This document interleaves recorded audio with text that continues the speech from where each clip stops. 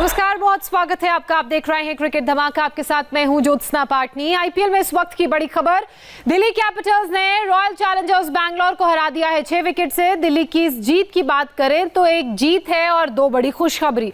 पहली, दिल्ली की team playoff में पहुंच गई है, 16 पॉइंट्स हो गए हैं पॉइंट्स टेबल पर। और दूसरी बात करें तो दिल्ली नंबर 2 टीम बन गई है, यानी कि अब दिल्ली के पास 2 मौके होंगे अगर वो मुंबई के साथ मैच करके हारती है तो एक बार फिर से टीम में जगह बनाने का।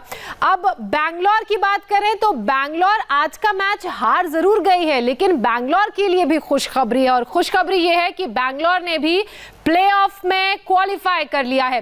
तो जिस तरीके से पॉइंट्स टेबल की बात करें तो पॉइंट्स टेबल पर नंबर 1 पे है मुंबई, नंबर 2 पे हो गई है दिल्ली और नंबर 3 पे है बैंगलोर, यानी कि विराट की टीम। तो सीधे रुख करते हैं न्यूज रूम से वैभव का। वैभव, पॉइंट्स टेबल का गणित समझ आ गया है और जिस चीज का हम जिक्र कर रहे थे आज वही हुआ है। टीम एक जीती है लेकिन खुशखबरी 2 टीमों के लिए। जी बिल्कुल ज्योत्सना, मुझे याद है, जब आपको याद ही होगा जब शाम को हम शो कर रहे थे तो आपने पूछा था कि वैभव आज कितनी टीम जगह और बनाएंगी, तो मैंने आपको क्लियर कर दिया था कि आज हमें आईपीएल के प्लेऑफ में जगह बनाने वाली 3 टीमें आसानी से मिल जाएंगी। मुंबई इंडियंस तो पहले ही जगह बना चुकी है। तो मैं ग्राफिक्स के जरिए समझाता हूँ कि ये जो जादू हुआ कैसे, कि हारने के बाद भी आरसीबी ने कैसे प्लेऑफ में जगह बनाई। देखिए, ये फाइनल चार्ट है अब तक का इस मैच के बाद का। मुंबई इंडियंस टॉप पर है और आज की जीत के बाद दिल्ली कैपिटल्स फिलहाल इस समय नंबर 2 पर आ गई है। तो क्वालिफायर 1 जो मुकाबला होगा वो मुंबई और दिल्ली के बीच होगा।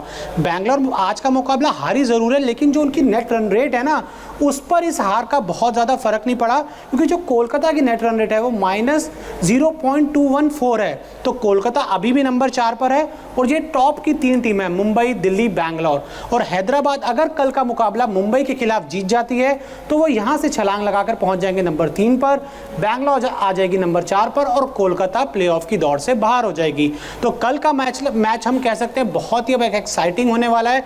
हैदराबाद को सिर्फ एक जीत चाहिए प्लेऑफ में जगह बनाने के लिए। और जिस तरीके से 10 दिन पहले तक हम ये लगातार बात कर रहे थे कि इस सीजन क्वालिफाई शायद आसानी से मुंबई इंडियंस, आरसीबी और दिल्ली कैपिटल्स ही करेगी, तो आखिर में ये तीनों टीमों ने अब जगह बना ली है। हाँ, यानी कि यशपाल जी, अब केकेआर की उम्मीद ये होगी कि हैदराबाद अपना मुंबई से कल का मुकाबला हार जाए तभी वो प्लेऑफ में पहुंचेंगे। ये भी करिश्मा होगा अगर सनराइजर्स मुंबई इंडियंस जो सबसे मजबूत दावेदारी रख रही है, हाँ, उसके खिलाफ जीत जाए।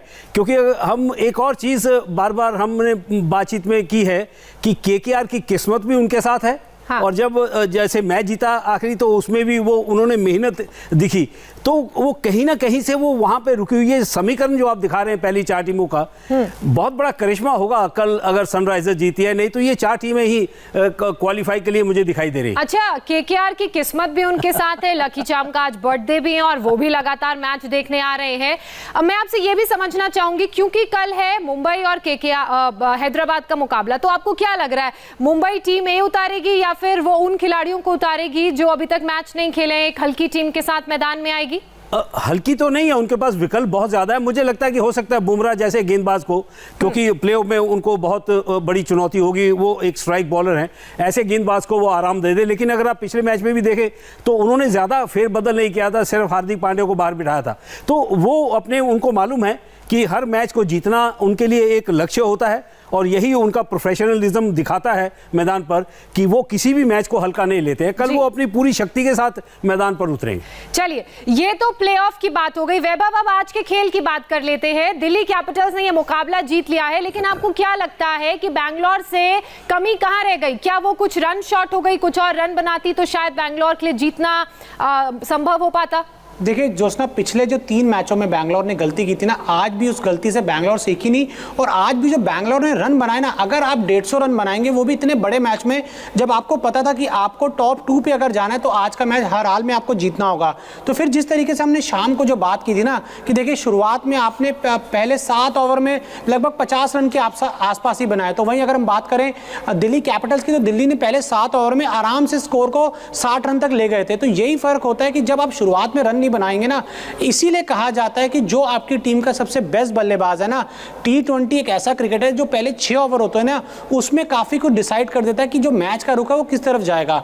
हमने क्या देखा कि जब विराट कोहली और AB डिविलियर्स नीचे खेलने आए ना, शुरुआत में उन्होंने भी कुछ गेंदें ली और जब फिर अंत में उन्होंने बड़े शॉट मारने की ट्राई किया, तो वही अगर ये दोनों थोड़ा ऊपर आकर खेलेंगे तो वही ये शॉट्स आसानी से शुरुआत में मार सकते हैं। तो अब इनके पास एलिमिनेटर में एक मौका होगा पिछली सारी गलतियों को सुधारने का, कि जाइए आप शुरुआत में अपने जो सबसे बड़े बल्लेबाज बैठे हैं उनको भेजिए ऊपर, पहले 6 ओवर उनको खिलाइए। वो जो 30 यार्ड का सर्कल होता है ना, उससे गेंद ज़्यादा पार कराने में दिक्कत नहीं होगी इनको।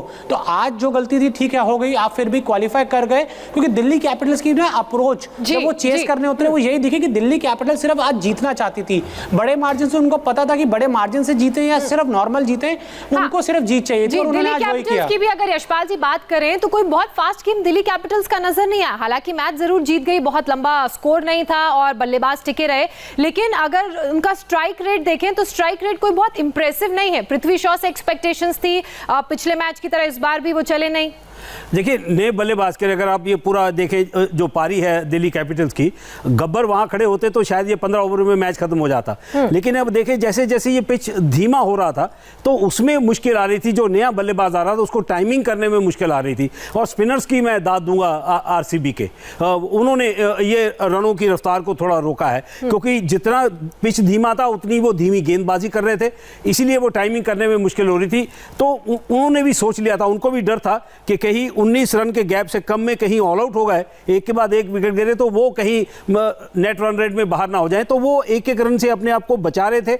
और इसीलिए उनको मालूम था कि ये जो टारगेट है वो बहुत बड़ा नहीं है, तो हमें जीत हासिल करनी है, भले वो 18 ओवर में हो या 19 ओवर में हो। हाँ, और एक टाइम पे सिचुएशन ये भी आ गई थी कि जो दिल्ली जीत को लेकर शॉर्ट लग रही थी वो डगमगाने लग गई थी जब विकेट गिरे। वैभव, वहीं अगर हम बात करें रबाडा की और नॉर्किया की, तो आज शानदार गेंदबाजी इन दोनों ही गेंदबाजों ने की है। जी बिल्कुल, पूरे इस सीज़न में हमने दिल्ली कैपिटल की जो गेंदबाजी देखी है ना, अगर एक या 2 मैच को छोड़ दे तो कगिसो रबाडा और एंड्रे नॉर्किया इस सीज़न में दिल्ली के लिए बेहद ही शानदार गेंदबाजी करते आए हैं। शायद तभी दिल्ली ने इतनी आसानी से ना पहले 9 में से 7 मुकाबले जीत लिए थे, क्योंकि बल्लेबाज तो शुरुआत से भी उनके, अगर हम बात करें, बहुत ज़्यादा रन नहीं बना रहे थे। तो ये रबाडा ही थे और एंड्रे नॉर्किया थे जिन्होंने शुरुआत से दिल्ली को एक मोमेंटम दे दिया था। आज फिर उन्होंने शानदार गेंदबाजी की है और अब ये ज़रूर उम्मीद कर रहे होंगे कि जो आपको क्वालिफायर मैच खेलना ना मुंबई इंडियंस के साथ, देखिए कोई भी टीम नहीं चाहती कि आपको पहले क्वालिफायर 1 खेलें फिर क्वालिफायर 2 खेलें। तो अगर क्वालिफायर 1 में भी कगिसो रबाडा और एंड्रे नॉर्किया इसी तरीके से गेंदबाजी करते हैं ना, तो फाइनल में जा रही है दिल्ली। और यशपाल जी, अगर मैं सही हूं तो एक बार फिर से रबाडा ने अपनी वो पर्पल कैप जसप्रीत बुमराह से वापस ले ली है 2 विकेट आज लेकर। वो स्ट्राइक बॉलर हैं और वो हमेशा वो लाइन और लेंथ, उनकी रफ्तार सब कुछ ठीक रहता है। वो कभी कभी वो ऑफलाइन हो जाते हैं। देखिए वो भी खिलाड़ी हैं, मैं हमेशा कहता हूं कि क्रिकेट से बड़ा कोई नहीं हो, चाहे वो उच्च कोटि का गेंदबाज क्यों ना हो। तो रबाडा लेकिन वो जल्दी वापसी करते हैं, ये उनकी गेंदबाजी में खासियत है। देखिए आज उन्होंने कमाल किया, नॉर्किया ने कमाल किया, तो मुझे लगता है कि 5 विकेट तो तेज गेंदबाजों ने ले ली। तो ये जो फर्क है ये प्लस पॉइंट देता है दिल्ली कैपिटल्स को। चलिए अब बात करते हैं आज के मैच के ड्रीम 11 गेम चेंजर खिलाड़ियों की। तो आज के मैच के गेम चेंजर खिलाड़ी रहे हैं अजिंक्य रहाणे को आज के मैच में मिले हैं 93 फैंटेसी पॉइंट्स। इसके साथ ही इनके टोटल टूर्नामेंट फैंटेसी पॉइंट्स हो गए हैं 187। आपको बता दें कि रहाणे ने 46 गेंद में 60 रन बनाए। उन्होंने अपनी पारी में 5 चौके और 1 छक्का भी लगाया। तो वहीं दिल्ली के एंड्रे नॉर्किया को आज के मैच में मिले हैं 79 फैंटेसी पॉइंट्स। इसके साथ ही इनके टूर्नामेंट फैंटेसी पॉइंट्स हो गए हैं 550। नॉर्किया ने 4 ओवर में 33 रन देकर 3 विकेट अपने नाम किए। शिखर धवन की बात करें तो शिखर धवन आज के मैच के तीसरे गेम चेंजर खिलाड़ी साबित हुए हैं। शिखर धवन को आज के मैच में मिले हैं 72 फैंटेसी पॉइंट्स। इसके साथ ही धवन के टूर्नामेंट फैंटेसी पॉइंट्स हो गए हैं 741। 41 गेंदों में इन्होंने 54 रन की पारी खेली। तो ये जो तीनों गेम चेंजर खिलाड़ी बने हैं वैभव, तीनों ही दिल्ली के। जी बिल्कुल, सबसे पहले तो यहाँ बात करनी होगी, ये जो गब्बर है ना दिल्ली कैपिटल्स के शिखर धवन, देखिए बहुत ही शानदार सीजन रहा है शिखर धवन का। हालांकि इस तरीके के खेल के लिए ना अगर हम बात करें 2-3 सीजन पहले तक हम बात करें कि जब तक सनराइजर हैदराबाद का हिस्सा थे तो इस तरीके की गेम उनको देखने को नहीं मिलती थी। लेकिन पिछले सीजन जब से दिल्ली कैपिटल्स की टीम में जुड़े ना तो अच्छा खेल रहे हैं और इस सीजन तो उन्होंने अपनी उस अच्छे खेल के परफॉर्मेंस को भी ना और काफ़ी आगे तक बढ़ाया है। 2 लगातार शतक जड़े थे, हालांकि उसके बाद 2-3 पारी उनकी खराब गई, लेकिन आज पता था कि आज का मैच बहुत इंपॉर्टेंट मैच है। आज हर हाल में जीत जरूरी है। और जब पृथ्वी शॉ ने शुरुआत में थोड़ा एक बार फिर वो फ्लॉप हुए तो शिखर धवन ने कमाल संभाली और साथ में उनके अजिंक्य रहाणे। हम लगातार ये बात कर रहे थे कि अजिंक्य रहाणे शायद थोड़ा सा उनका परफॉर्मेंस बहुत ज़्यादा अच्छा नहीं है, उनके ऊपर पृथ्वी शॉ को खिलाना चाहिए।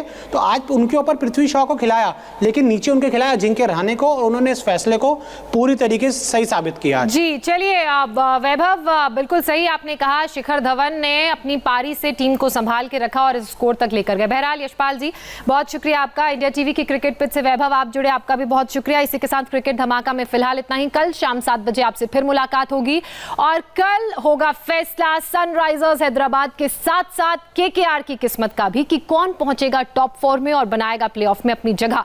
फिलहाल हमारे लिए वक्त एक छोटे से ब्रेक का है। ब्रेक के बाद बताएंगे राजस्थान में कोरोना को लेकर क्या है नया कानून।